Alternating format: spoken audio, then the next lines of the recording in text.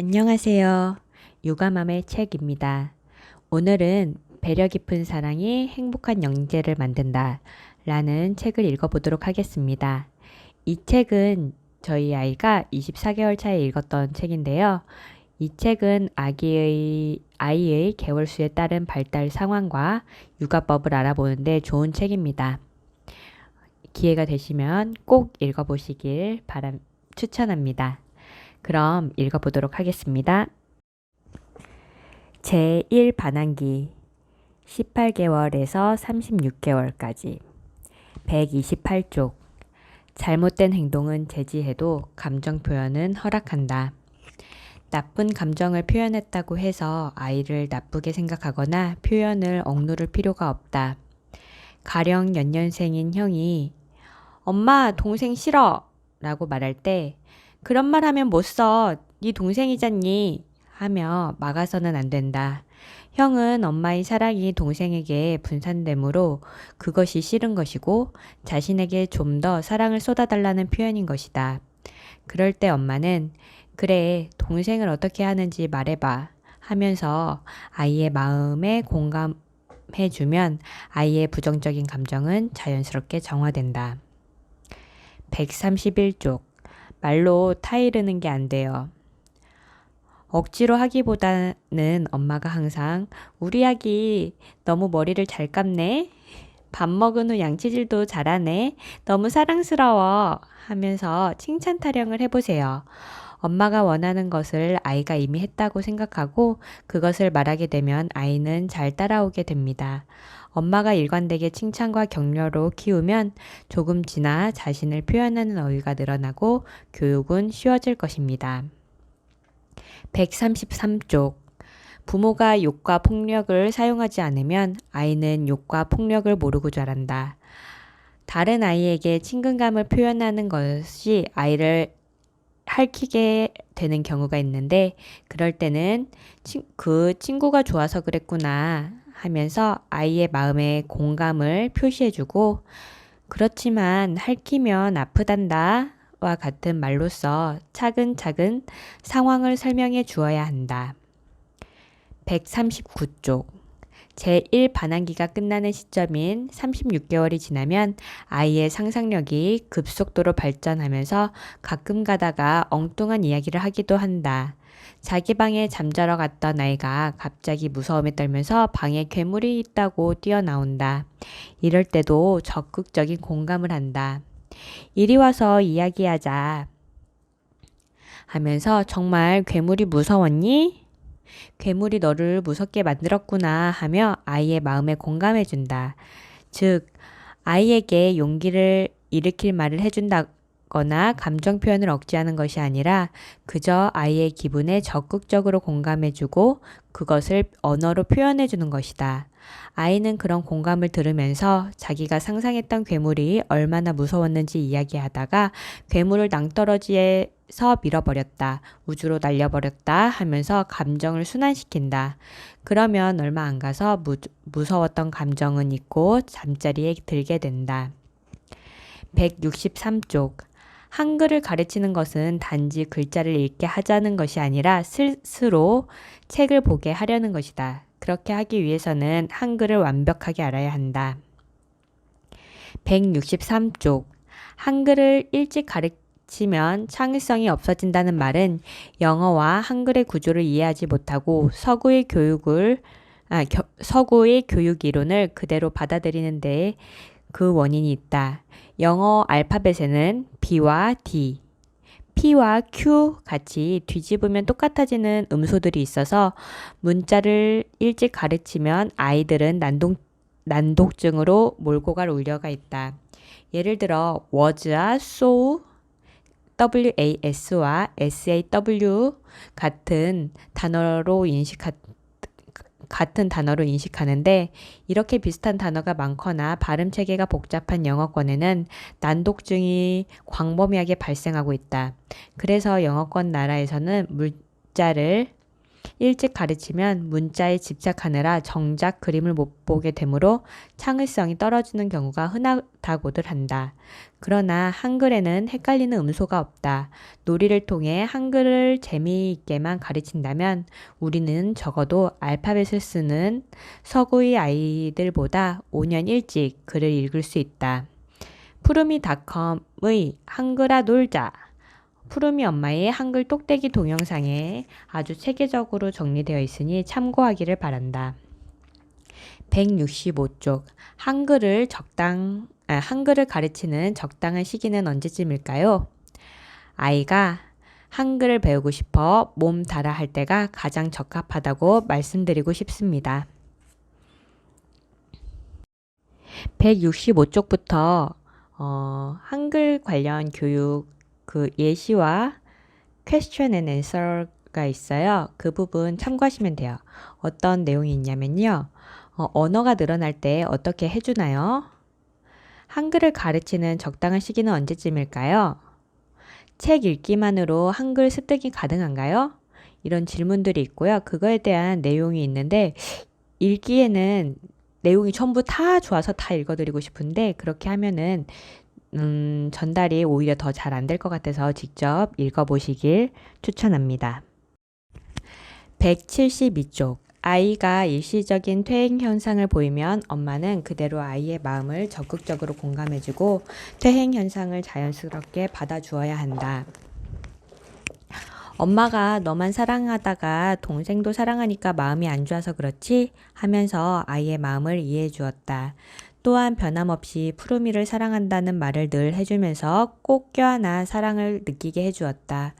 퇴행을 자연스럽게 받아주고 동생을 내려놓으면 엄마를 독점할 수 있는 기회를 주면서 동생을 괴롭히는 행동은 점점 사라진다.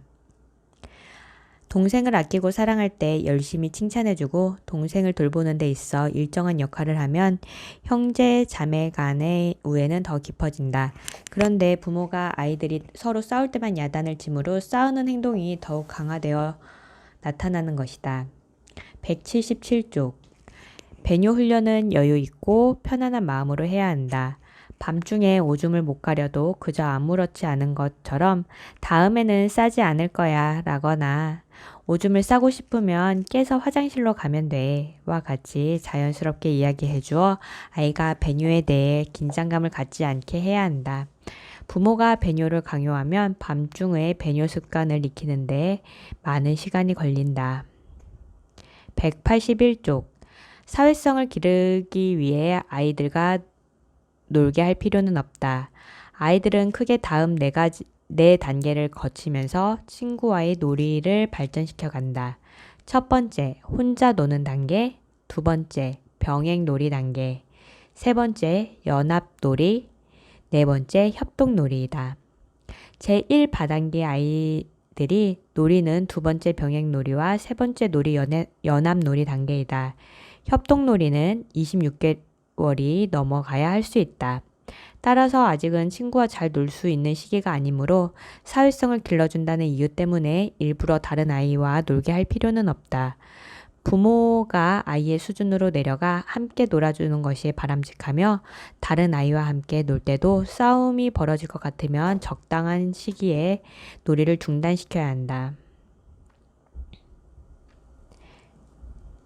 195쪽. 예민함은 충분한 사랑을 받았을 때 낙천적인 성격으로 변합니다. 호기심이 왕성할 때 21세기 학생 백과 등 백과사전이 많은 도움이 됩니다.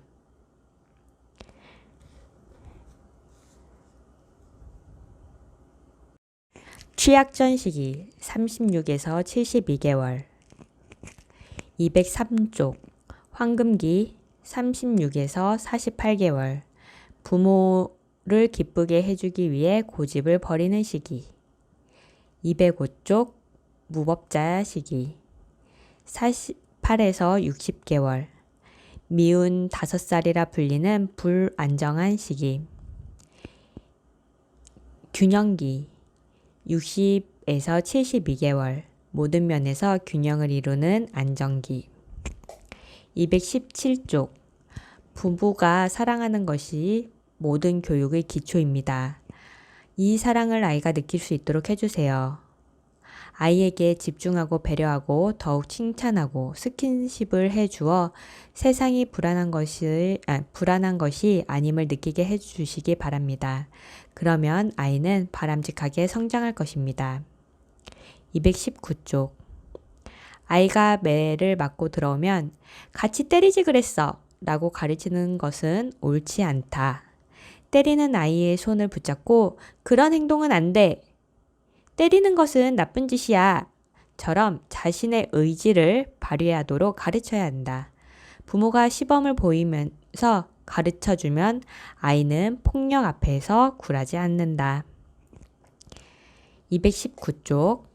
자기 자식이 남을 때리는 행위를 한다면 부모는 단호하게 제지해야 한다. 아이의 팔을 붙들거나 꼭 껴안아 움직이지 못하게 한 다음 분명하고 단호한 어조로 남을 때리는 것은 나쁜 행동이야. 엄마는 때리는 행동은 절대 용서 못해. 라고 엄마의 의지를 일관되게 아이에게 전달해야 한다. 234쪽. 유치원은 가르치는 선생님이 중요하다. 이 부분도 내용이 정말 좋은데요. 이게 2장, 3장 정도 되거든요. 이 부분은 직접 읽어보시는 것을 추천합니다. 다음 241쪽. 올바른 아이로 키우기 위한 전제 조건. 첫째, 부모는 아이가 태어나면서 사춘기에 이르기까지 아이들의 발달 단계에 대한 분명한 이해가 있어야 한다. 둘째, 부모와 자식 사이에는 친밀감이 있어야 한다. 셋째, 부모는 아이의 행동과 감정을 분리하여 대응해야 한다. 아이가 부모에게 자기의 감정을 표현하는 것은 허용되어야 한다. 245쪽.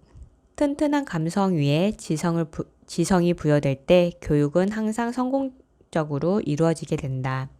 감성을 키워주는 방법으로 음악을 들려주는 것, 자연에 나가서 자연을 가르쳐주는 것, 책을 읽어주는 것 등등 여러 가지가 있지만 칭찬과 격려만큼 적극적으로 감성을 키워주는 방법은 없다. 245쪽. 칭찬과 격려의 원칙. 첫째, 지쳐있거나 병에 걸려있을 때, 몸 상태가 좋지 않을 때는 절대로 학습을 하지 않는다. 둘째, 능력 이상의 것을 가르치지 않는다. 2~3살 아이가 식당을 돌아다니는 것은 당연하다. 부모는 조용히 앉아있게 하는 것보다 아이가 관심을 가질 만한 것을 주어 집중하게 하거나 아이가 분별력을 가질 때까지 식당에 가는 것을 자제하는 것이 더 바람직하다. 셋째, 잘못한 것은 야단을 치기보다 무시한다. 예를 들어 5살 된 아이가 어디서 욕을 배워와 욕을 했을 때 부모가 깜짝 놀란다면 아이는 오히려 재미있어 욕을 더 하게 된다.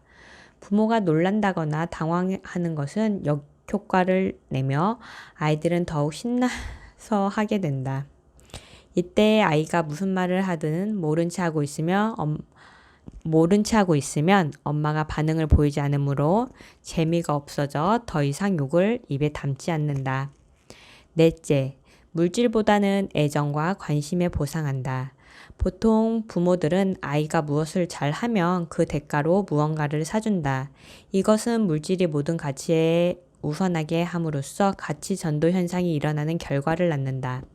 그저 엄마가 한번 쳐다봐 주는 것, 뽀뽀해 주는 것, 그리고 아이들과 이따금씩 순수하고 즐겁게 지내는 시간을 갖는 것 등이 절대적인 보상이 되어야 한다. 다섯째, 일상에서 충분히 칭찬하고 격려한다. 엄마들은 아이들이 싸우거나 시끄러울 때는 잔소리를 퍼부어대지만 조용히 사이좋게 지낼 때는 아무런 관심을 두지 않는다. 이것은 아이들이 시끄러울 때만 관심을 둠으로써 오히려 그 행동을 격려하는 셈이 된다. 난폭하고 시끄러워 다루기 힘든 아이라면 조용히 놀고 있을 때 그 아이 곁으로 다가가 머리를 쓰다듬어 주거나 꼭 껴안아 준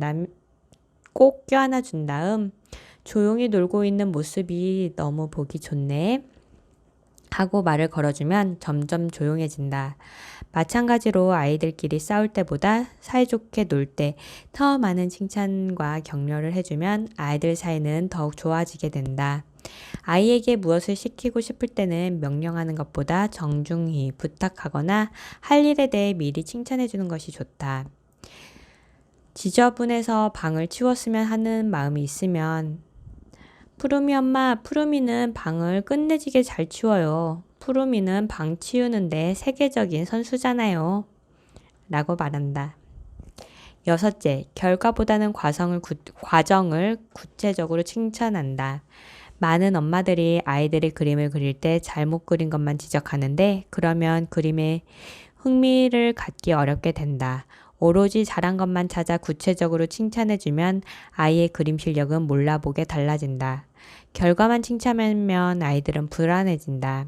1등을 했구나, 잘했어 라고 칭찬하면 아이는 다음에 1등을 못할까봐 불안해하고 자꾸 등수에 연연하며 남과 비교하게 된다. 그것보다는 1등하기 위해 정말 많은 노력을 했구나 하면서 칭찬하면 아이는 자신감을 갖고 무럭무럭 성장한다. 어떠셨나요? 정말 좋지 않았나요? 저는 개인적으로 이 책도 정말 많은 도움이 되었었거든요.